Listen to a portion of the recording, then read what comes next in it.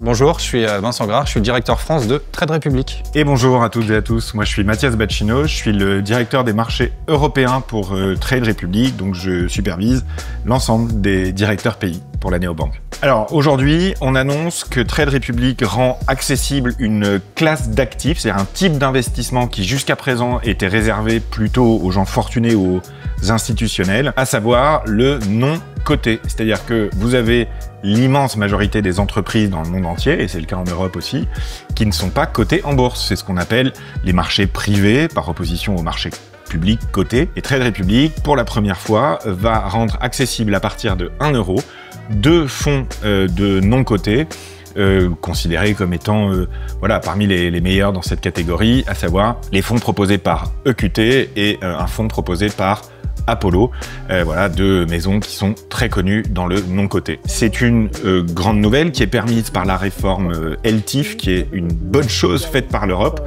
On parle souvent des problèmes que l'Europe crée, bah là il y a une bonne chose qui a été faite par l'Europe, c'est la réforme LTIF qui rend accessible et beaucoup plus facile à commercialiser et développer en Europe ce type de fonds. C'est extrêmement important. Vous nous avez entendu, Vincent et moi, depuis 4 ans maintenant, répéter en long, en large et en travers que vous devez diversifier vos investissements. Et pour les particuliers, la diversification était limitée aux actifs cotés. Attention, il y a des règles très spécifiques aux fonds non cotés, entre autres les frais, la condition de liquidité.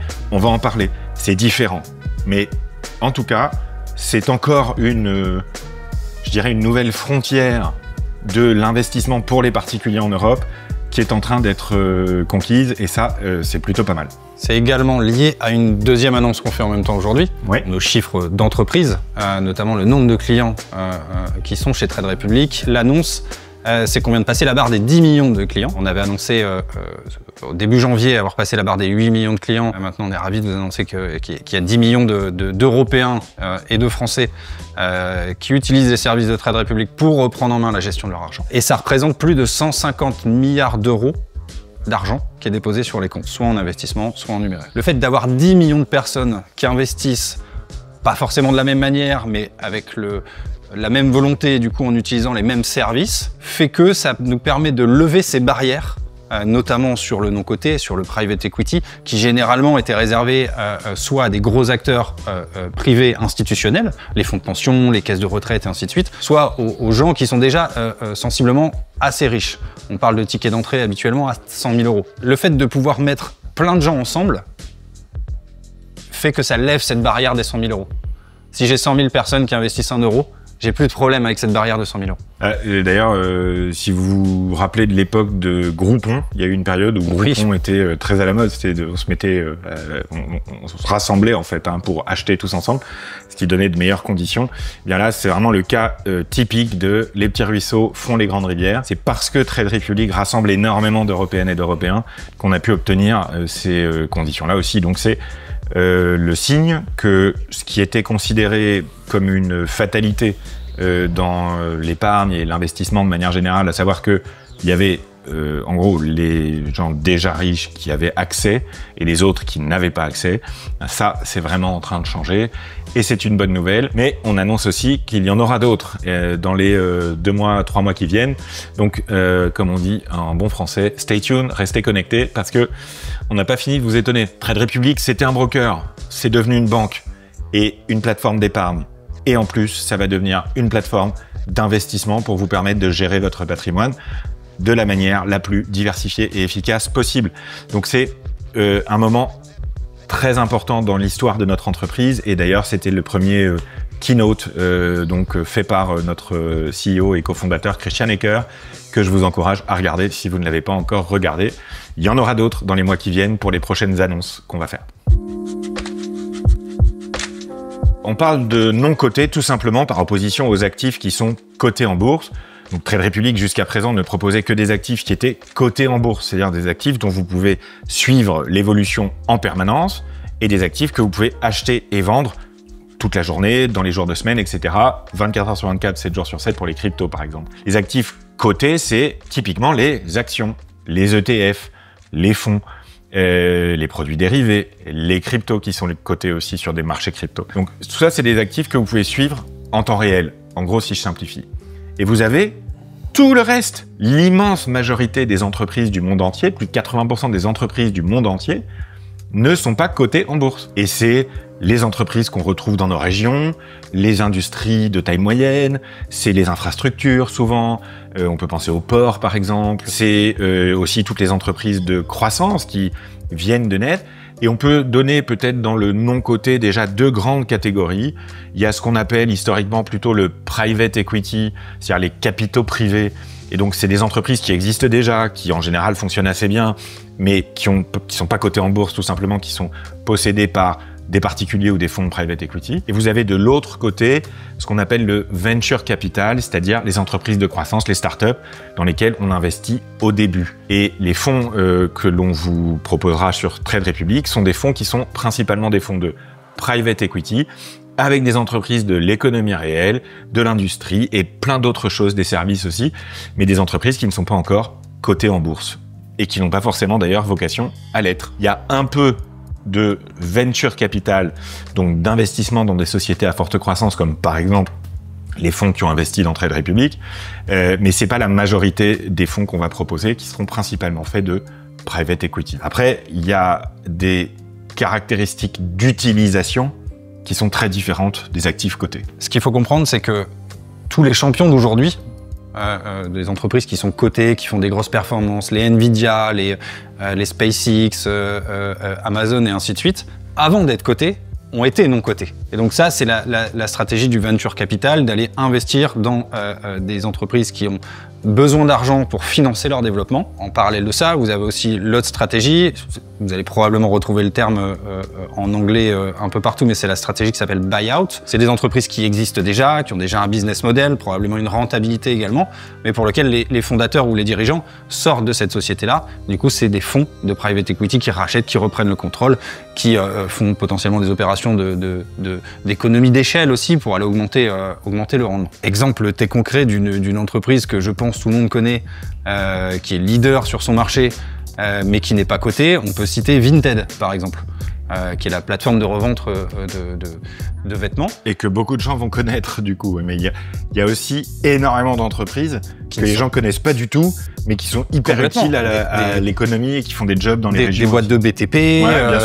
des infrastructures. Exactement. Le non-coté, du coup, comme c'est pas sur un marché, c'est pas soumis à l'offre de l'offre et de la demande. C'est pas soumis à la règle de l'offre et de la demande. Ça veut dire que la valorisation n'est pas faite tous les jours en fonction des gens qui ont acheté et qui ont vendu.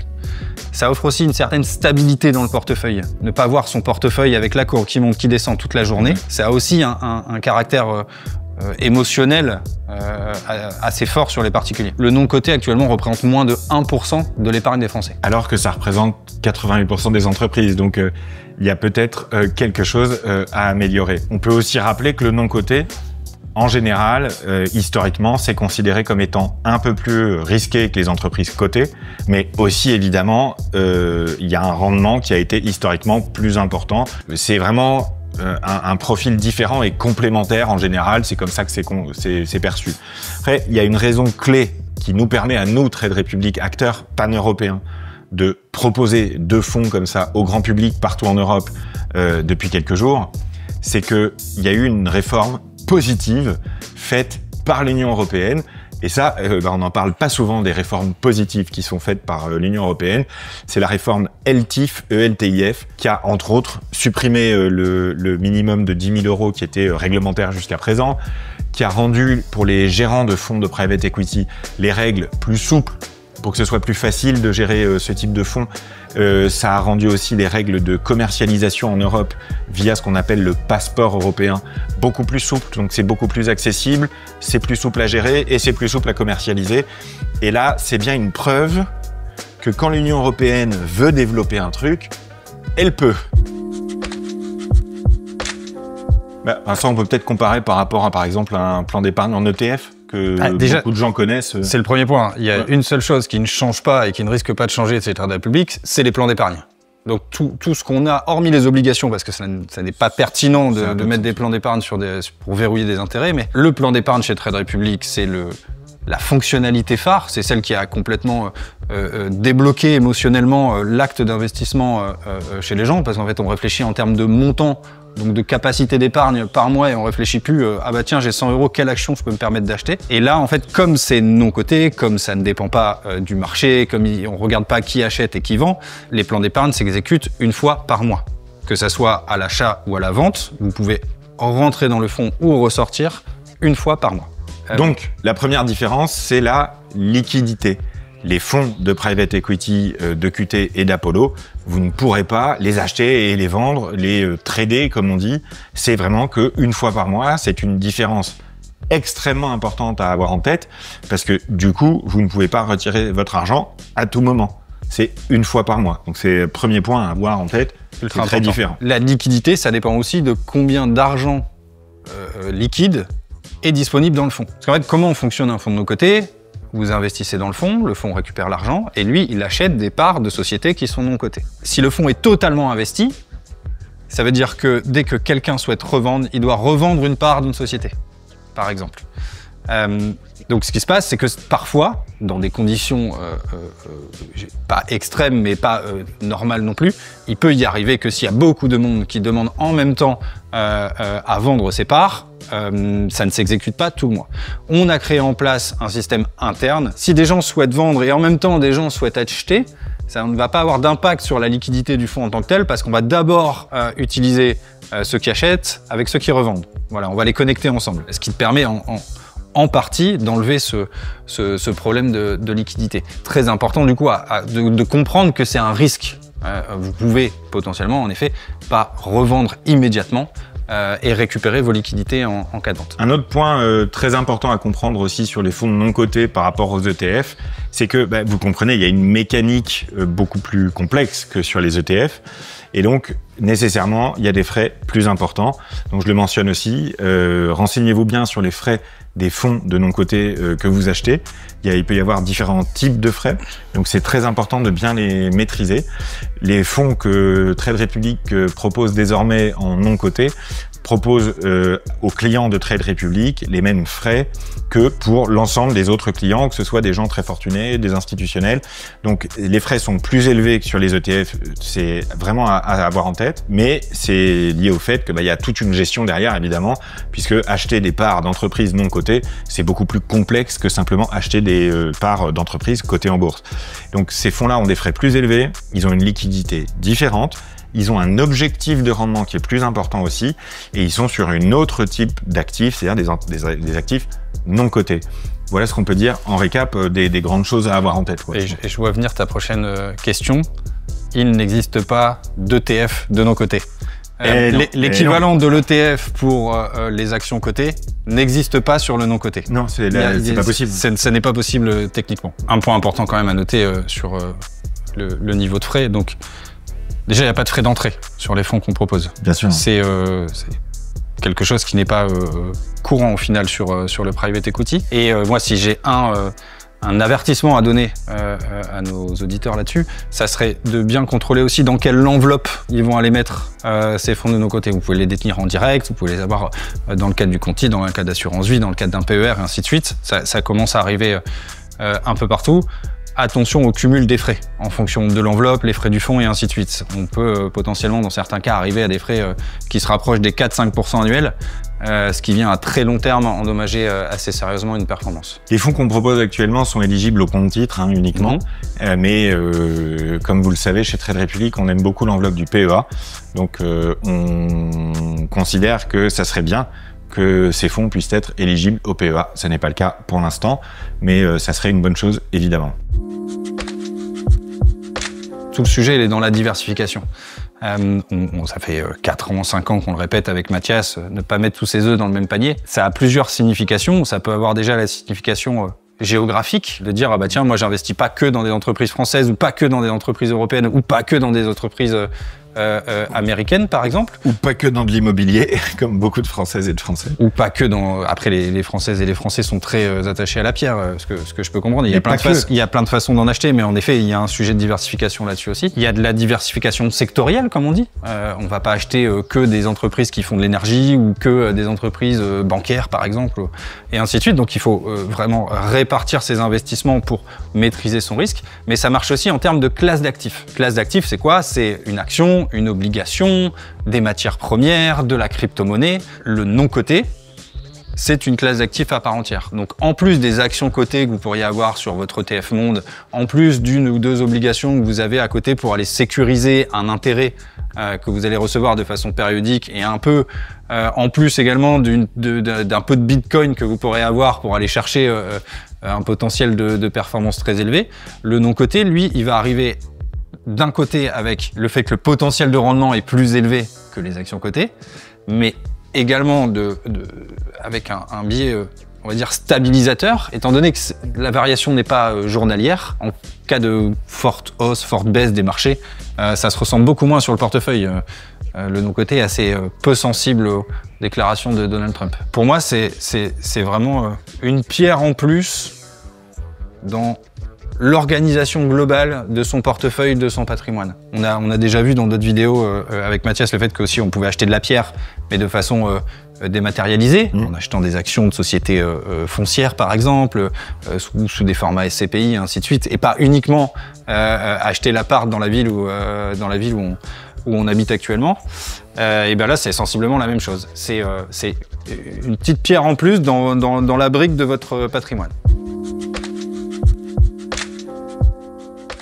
En fait, si on regarde bien l'histoire de la plateforme Trade Republic, initialement, c'était une idée, ou en tout cas une fonctionnalité, les plans d'épargne, et notamment en ETF, parce que c'est diversifié, c'est pas cher, et ça vous permet une exposition très très large.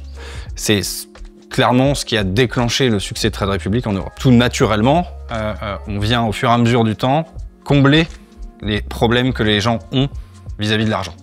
C'est pour ça qu'on a obtenu une licence bancaire complète et qu'on a commencé à regarder sur le sujet de la banque du quotidien, avec le compte courant qui est rémunéré maintenant au taux de la BCE, sans plafond, sans condition. Et c'est toujours le seul d'Europe, ce qui est toujours lunaire. Je n'arrive pas à comprendre, mais bon, ça changera. Certains y mettent des conditions, certains y mettent des plafonds. Donc le compte courant rémunéré, la carte bancaire qui te permet de récupérer de l'argent sur tes dépenses, donc ce qu'on appelle le 1% de save-back. On va dire que ces 2 dernières années, on s'est concentré sur le volet banque de détail, après avoir déjà développé le volet broker, plateforme de bourse. On a la crypto dans une banque quand même. Ça, c'était une belle innovation 2023 de mémoire. Oui, et cette année, on a aussi développé le PEA pour la France, qui est très spécifique et franco-français. Mais Et il y avait eu des obligations fractionnées, le fait de pouvoir investir dans des obligations. Ça a peu pris parce que les gens connaissent pas bien les obligations. Pourtant, c'est une belle classe d'actifs, ça aussi. Et que les taux n'ont cessé de baisser. C'est vrai aussi. Depuis 2 ans. C'était intéressant. Enfin, en tout cas, c'était plus intéressant quand la BCE a amené un taux à 4% qu'actuellement. Donc, en fait, ça vient dans la continuité et l'accélération du développement. Les gens pouvaient démarrer un portefeuille. Ce qu'on est en train de faire avec Trade Republic, c'est pas faire que des investisseurs qui investissaient avant viennent maintenant investir grâce à Trade Republic. Ce qu'on fait, c'est des gens qui ne savaient pas comment faire, qui ne le faisaient pas, qui n'osaient pas, se mettent à investir. Il y a les 2/3 de nos clients qui ont déclaré lors de l'ouverture du compte ne jamais avoir acheté une action ou un ETF avant d'ouvrir le compte chez Trade Republic. Tout ça, c'est de faire une sorte de transition économique de l'épargne des gens pour qu'elle soit mieux utilisée et surtout qu'elle fasse des petits, qu'elle travaille mieux. Et le private equity, comme les autres annonces qu'on pourra vous faire d'ici quelques semaines, voire quelques mois, viennent ajouter encore une nouvelle pierre à cet édifice. Donc l'idée, c'est broker, banque, et maintenant on peut dire on est une plateforme d'épargne complète. On va pas dire plateforme de gestion de patrimoine, parce qu'il n'y a pas la notion de conseil en patrimoine qu'on pourra avoir, mais par contre on est l'outil qui vous permet de faire l'ensemble des opérations liées à l'investissement et au fait de faire croître votre argent sur la plateforme. Ne vendez pas la maison pour tout mettre sur un fonds de private equity. Ça, c'est une mauvaise idée. Ce qui m'amène au titre du keynote de Christian Ecker, donc le CEO et cofondateur de Trade Republic, qui était le passage d'une courbe, le graphique boursier, à un camembert avec les différentes parties de votre épargne, de votre patrimoine, le coté, le non-coté, l'or, les cryptos, etc., etc. Et puis, pour encourager celles et ceux qui le souhaitent à découvrir cette nouvelle classe d'actifs, Trade Republic a annoncé la mise en place, juste après le lancement, d'un bonus de 1%, le match de 1% donc de ce que vous investissez dans la période de l'offre. qui vous est complété avec quelques conditions par Trade Republic. C'est un clin d'œil aussi à la fonctionnalité de Saveback de 1% qu'on propose déjà sur la carte, et ça donne de la clarté aussi aux avantages que Trade Republic propose. C'est déjà un premier lancement, il y en a 2 autres à venir avant la fin de l'année. Ce sera une surprise évidemment, mais vous aurez un autre keynote de Christian pour vous expliquer tout ça au mois d'octobre, novembre et décembre. Donc ce premier lancement, il poursuit tout simplement notre mission qui est de rendre accessible les meilleures possibilités pour faire grossir votre argent. J'ai coutume de dire qu'on construit un OS, un operating system, un système pour vous aider à faire grandir votre argent. Il manquait une classe d'actifs qui sont les actifs non cotés. Elle est désormais disponible. Elle était accessible avant uniquement aux gens fortunés ou aux institutionnels. Maintenant, elle est accessible à tous. C'est pas une raison pour autant pour tout mettre dans le non coté. C'est une classe d'actifs particulière qui est moins liquide, un peu plus chère en frais, avec un potentiel de rendement supposément plus important. C'est complémentaire, donc c'est accessibilité et diversification. À la fin, notre mission reste la même. On contribue à lutter contre la crise des retraites en Europe et le non-coté en fait partie. C'était le premier lancement d'une série de 3. J'espère que ça vous plaît, j'espère que ça vous intéresse, j'espère que vous allez en parler autour de vous et j'espère qu'avec Vincent, on pourra revenir dans quelques temps pour vous présenter d'autres nouveautés que vous n'avez pas vues venir et qui seront utiles à votre argent.